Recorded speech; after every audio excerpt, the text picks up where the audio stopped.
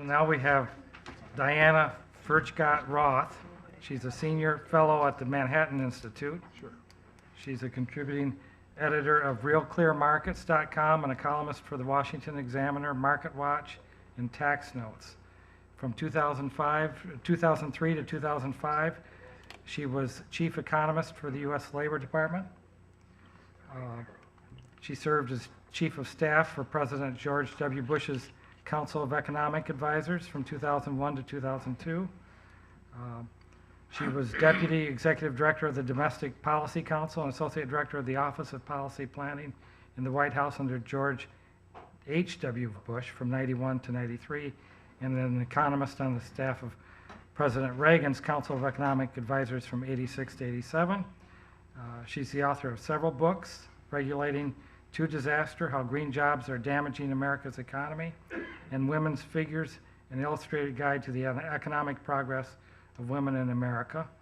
She is the editor of Overcoming Barriers to Entrepreneurship in the United States. She's been published in the New York Times, the Washington Post, Financial Times, Wall Street Journal, LA Times, and others. She's a frequent guest on Fox Business News and has appeared on such shows as The Larry Kudlow Show, C-SPAN's Washington Journal, and the NewsHour with Jim Lehrer. Her expertise include employment, taxation, education, pensions, unionization, and immigration. She was assistant to the president and resident fellow at the American Enterprise Institute and an economist at the American Petroleum Institute. She received a BA in economics from Swarthmore and a master's degree in economics from Oxford University. She's going to talk to us about the economic impact of fracturing in Pennsylvania and possibilities it holds for New York State. Thank you very much for that very, very kind introduction, Mike, and thank all of you for coming. And I also want to thank EJ for setting up this conference. It's such a pleasure to come to Albany, and it was a beautiful flight yesterday when I flew in from DC. The one thing that would have been nice to see as I flew over the countryside was a few more oil wells over there. That was the only thing that was missing from those beautiful fields. Well, one thing that I thought was particularly interesting, and I wanted to start with these numbers. I just want to show a few slides because I'm not so good at making PowerPoints as EJ. Yeah. So one thing I wanted to show was New York State tax collections. And I just think it's interesting that whereas between 2008 and 2012, tax collections have gone up from 58 billion to 61 billion. They've gone up basically in the personal tax area. So 36.6 billion in 2008 went to 38.8 in 2012. What's really interesting is that business taxes have not risen, and petroleum taxes have not risen. Business taxes have, in fact, declined from 7.2 billion in 2008 to 7 billion in 2012. Petroleum taxes have declined from 1.2 billion in 2008 to 1.1 billion in 2012. And what that shows is that we have room in New York State to move some of the tax base from personal to business taxes. And one way to do that is to have more manufacturing and more hydrofracturing. And the point of this paper, which you have in front of you, is to just show what New York could do if it lifted the moratorium.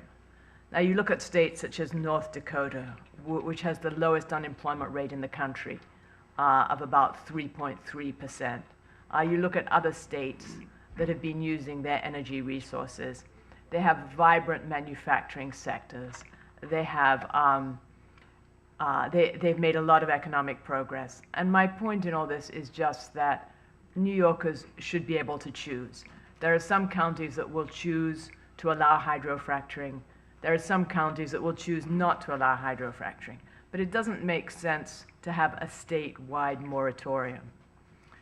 So what I did was I looked at different counties in Pennsylvania and different counties in New York.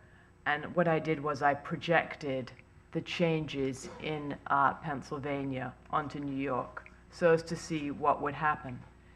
And we can see, just looking at oil development, looking at the attraction of manufacturing and the correlation with lower energy prices, we can see, for example, that XTO Energy just built a facility outside Pittsburgh to process and manufacture liquid natural gas. That's economic activity, that's jobs. Procter & Gamble, they're expanding in Susquehanna County. They were considering closing their plant, but then the presence of shale gas made them expand the plant again. Royal Dutch Shell is also expanding in Pennsylvania. And in Ohio, we're seeing steel plants come back due to the low energy costs.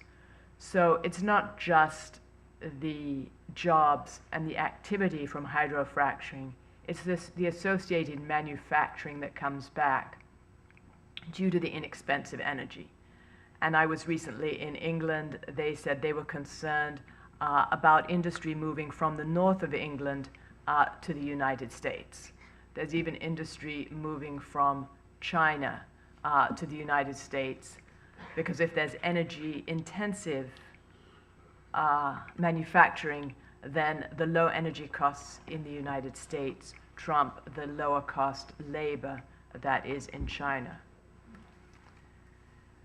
So what we found was, when we looked at all the Pennsylvania counties, was that Pennsylvania counties with hydrofractured gas wells performed better across economic indicators than those that had no wells. And the more wells contained by a county, the better it performed. Between 2007 and 2011, per capita income rose by 19% in Pennsylvania counties with more than 200 wells, and by 14% in counties with between 20 and 200 wells. The average number of wells in a county the average number of wells in a county in Pennsylvania was 52 wells. And here's a map of Pennsylvania counties with no Marcellus, no wells, 1 to 19 wells, 20 to 199 wells, and more than 199 wells. And you can see that Tioga County, Bradford, Susquehanna, those are on the border of New York State. So the oil that they're getting is oil that New York State could also get. So using data from the Pennsylvania Department of Environmental Protection, the Bureau of Labor Statistics, and the Bureau of Economic Analysis, we found a correlation between the presence and scale of hydraulic fracturing operations and improvement in economic indicators. These are publicly available data. These are data that anybody could find, anybody could look at.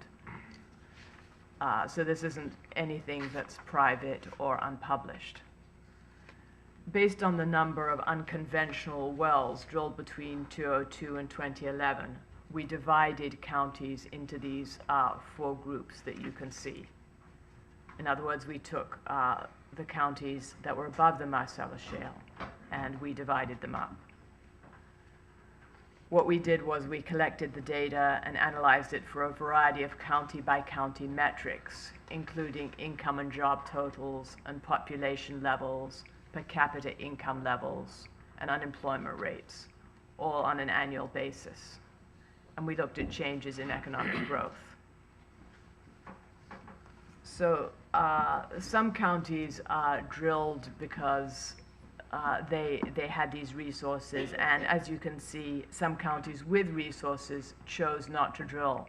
And I think it's very important to say that no one is advocating that New Yorkers who don't want to should be doing fracking. What's important is that different counties should have a choice. So after we got the results from Pennsylvania, we extrapolated this to New York State, and we looked at the potential effects on New York State. And in New York State, there are 28 counties that lie above the Marcellus Shale. They range from Onondaga in the north to Sullivan in the south, and from Greene in the east to Chautauqua in the west. And what I've done is I've just taken 3 of these counties to show how much they would gain if they chose to have hydrofracturing with a different number of wells. So for example, in Broome County, if Broome County residents chose to have 20 wells in that county, then over a 4-year period, per capita income would be higher by $3,680. If they chose to have 400 wells, the data show that per capita they would be $4,747 better off. Tioga County, that has an income of per capita income of $36,097, would gain with 400 wells $4,749. As I said, 52 wells was the average drilled in the Pennsylvania counties above the Marcellus Shale. What you find is that when you start putting in a few wells, you get a lot of economic activity. And then it's what we call in economics non-linear. The effect wears off. So you don't get so much more of an effect with 400 wells as you get with 200. If you look at the difference in family income, assuming a family of 4, then you can see that over 4 years in Chemung County, a family could be $19,000 better off over that 4-year period if 400 wells were drilled in that county. If there were 20 wells, it would be about $15,000. So what is the policy conclusion? The policy conclusion for this is that more wells is more economic development. More wells means lower unemployment. And there isn't any reason that New York shouldn't share in the benefits that Pennsylvania has seen. Of course, the big question everyone asks is, what about the damage to the environment?